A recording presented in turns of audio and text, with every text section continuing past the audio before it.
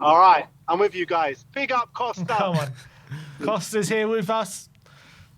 What? Um, Yeah. Tell me about how it was in the stadium today, and with any plan, all the planned protests and whatever, and just the atmosphere in general. yeah, so basically the protest was completely non-existent today. It didn't happen. They told fans to kind of get to the concourse in the south stand. I went there, and there was just nothing going on. Absolutely nothing. I No saw one banners, of the no nothing. guys. Nothing, literally nothing. I saw one of the guys that run change for Tottenham there. He was just like, just fuming at the situation and the fan base not being able to stand up for themselves and stuff. He weren't happy, and yeah, I think it's a bit ridiculous, that there's this whole protest planned. Everyone online is like bigging it up and being like, "Yeah, we'll be there, we'll be there." Nobody turns up. Um, Moving on from that, first half, the atmosphere was just like it was as silent as anything. Like literally one of the worst atmospheres I've been in.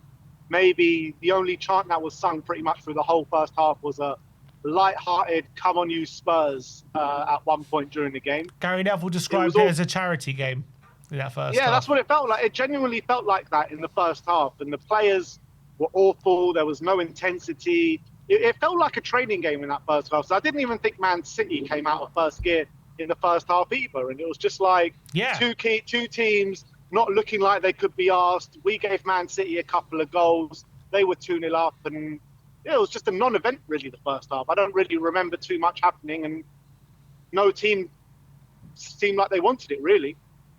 Yeah, I mean, with the first two goals, it just was easy for City, wasn't it? It just Cherky Yeah. walked to the goal.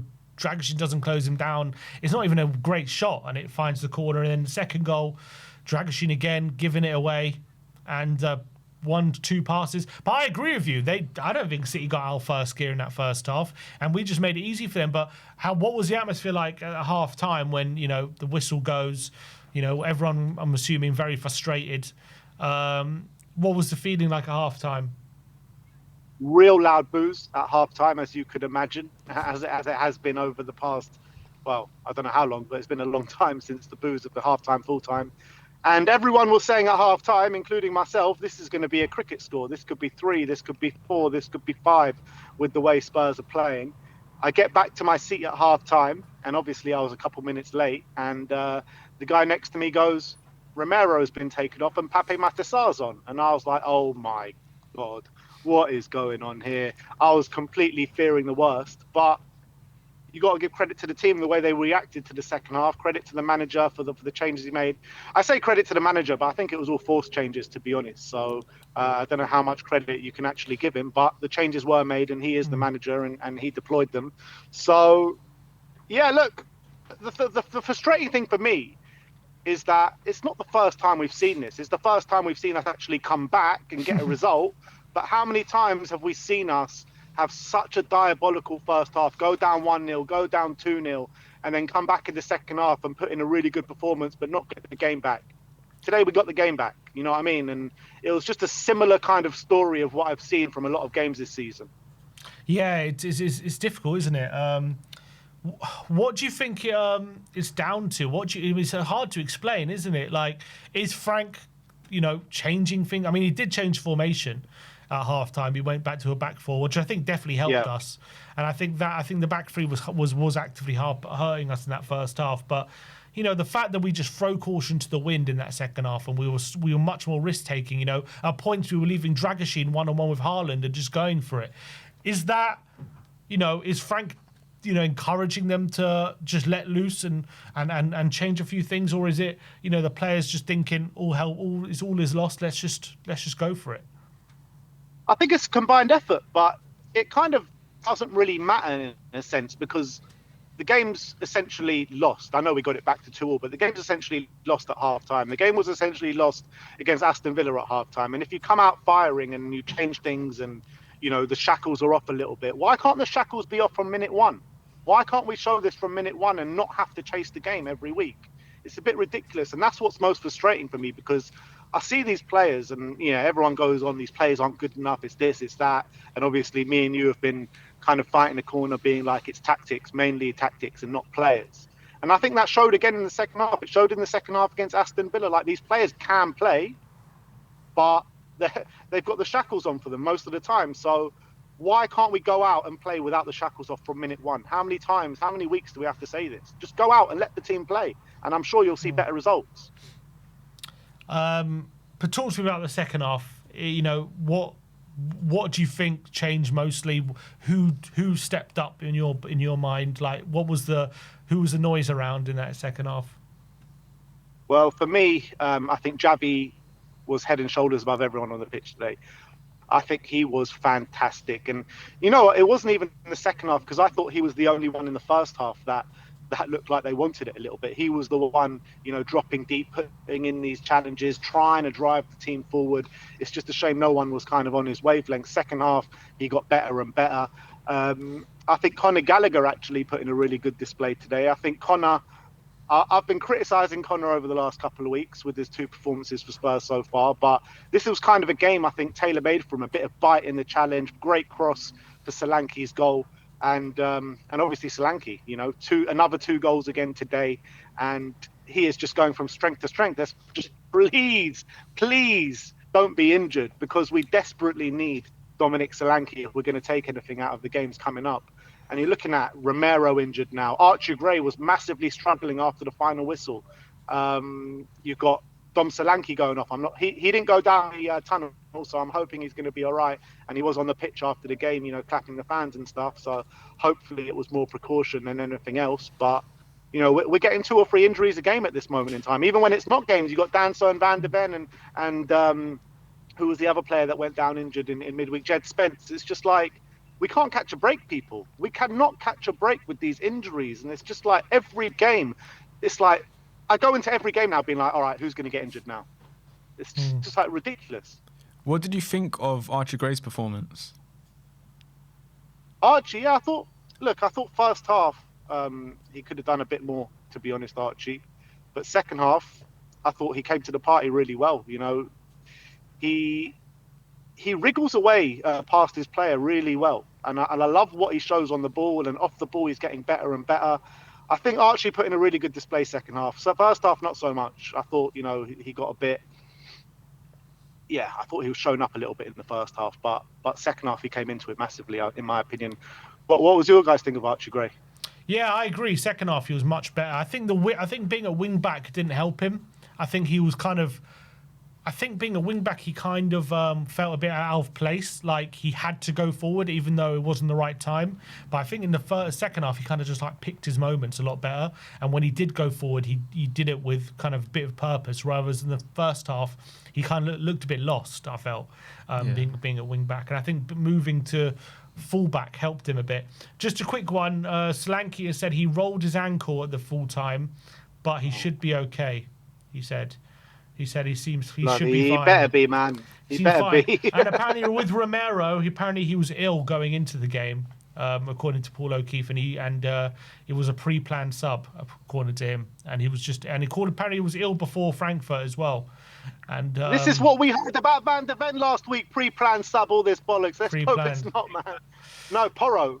We heard Porro, pre-planned sub, 4 weeks out.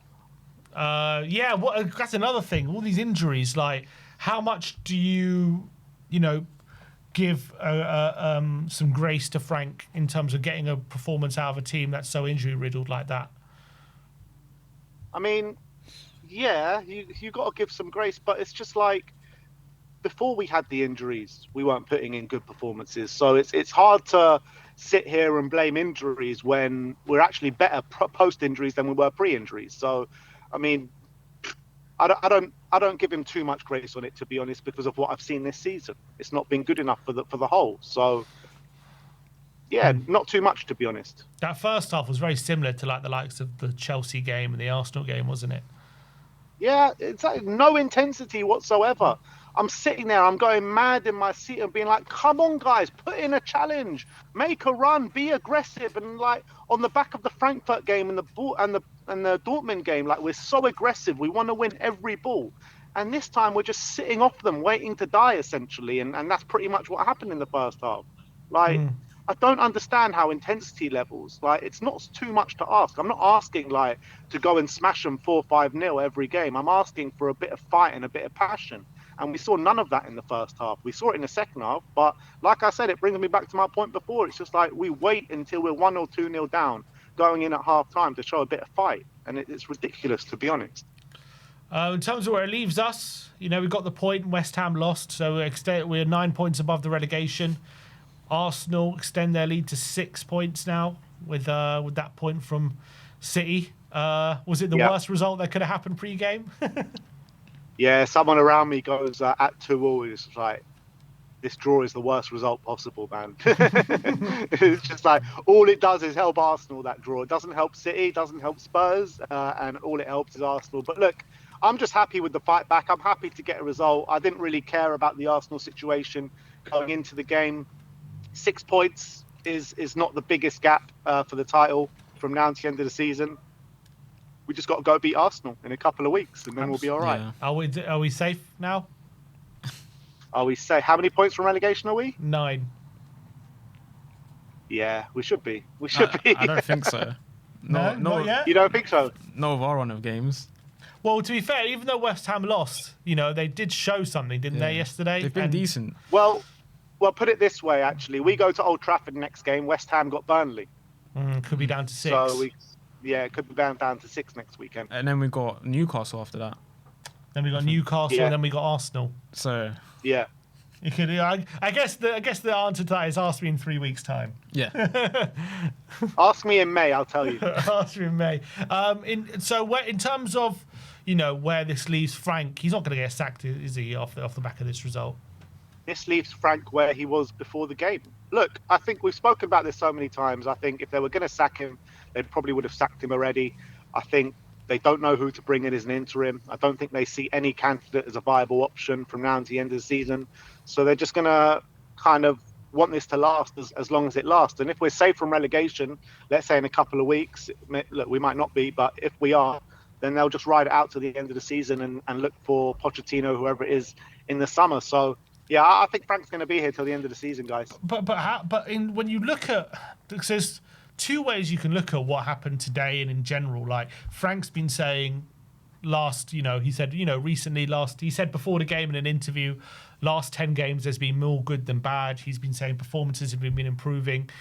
And you can maybe look at that today and say, look, we got a point against City. We played really well in that second half. That was evidence of a better performance.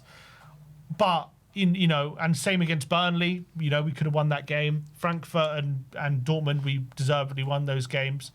So, is there, could you maybe see where Frank's coming from? Or is it a case of, there's still the other way to look at it is we always wait till we're losing, till we're actually playing well. And as much as there's some good, there's also a hell of a lot of bad, which we can't seem to stamp out. Yeah, I think there is validity to what he's saying. I think we are better now than we were 3 months ago. But 3 months ago, we were literally like bottom of the barrel, like the worst team in the league. And now we're showing moments and signs that there could be an improvement, or it's been an improvement from 3 months ago. But it's still not good enough for me. Like, it's still like we're still leaving ourselves with too much to do in certain football games and in most football games, particularly in the Premier League. So I'm nowhere near kind of reevaluating my stance on Frank. I just think what the club are going to do is give him till the end of the season. That could be the right thing to do because there's no alternative solution right now. And the best thing to do is to wait for that guy that you want in the summer. So if we're not going to go down, which I don't think we will, then I kind of understand the club's stance on it for now. All right, fair enough. And also, Solanke, can you win the Puskas? For sure, man. That was such an what a goal that was. Seriously, scorpion kick looping over Donnarumma. Like, what the hell was that? That's a first. Seriously, I think that's a first for the Tottenham Stadium. I would say that kind of goal. Yeah. It was Incredible. crazy. It was crazy. I couldn't believe it. I was shocked. And by the way, as you could probably imagine, there was no 70-minute walkout. No. Yeah, I mean, I've seen a video of someone in the 75th minute in the concourse, and it was just completely empty. So I think we scored just before the 75th minute, didn't we? So It's hard for people to leave at that point. But I don't think anyone was going to either. Like, the protest before the game didn't even happen. So if that doesn't happen, how's the 75th minute walkout going to happen? yeah, fair enough. All right. It just seems like there's no appetite. There's no appetite for protesting against the board right now. And I'm like thinking, like, there is literally 1 day left of the transfer window. This has been the most shocking transfer window, like, for a long time. And we've had some shocking transfer windows in that time. And I'm being like, if there's ever a time to send a message to a board, it's today, with 1 day left of the transfer window. You know what I mean? Get some players in. We're in a desperate situation now. Even more players going down injured. Don't get me wrong, I'm delighted with the second half performance and getting the result today, but it shouldn't take away from the fact that we're in desperate, dire needs to bring players in. We need players. And how mad is it as Timothy, well? Like, come on, give us something, man. We need players. Come on, something's got to be happening. Generally, I've not heard anything.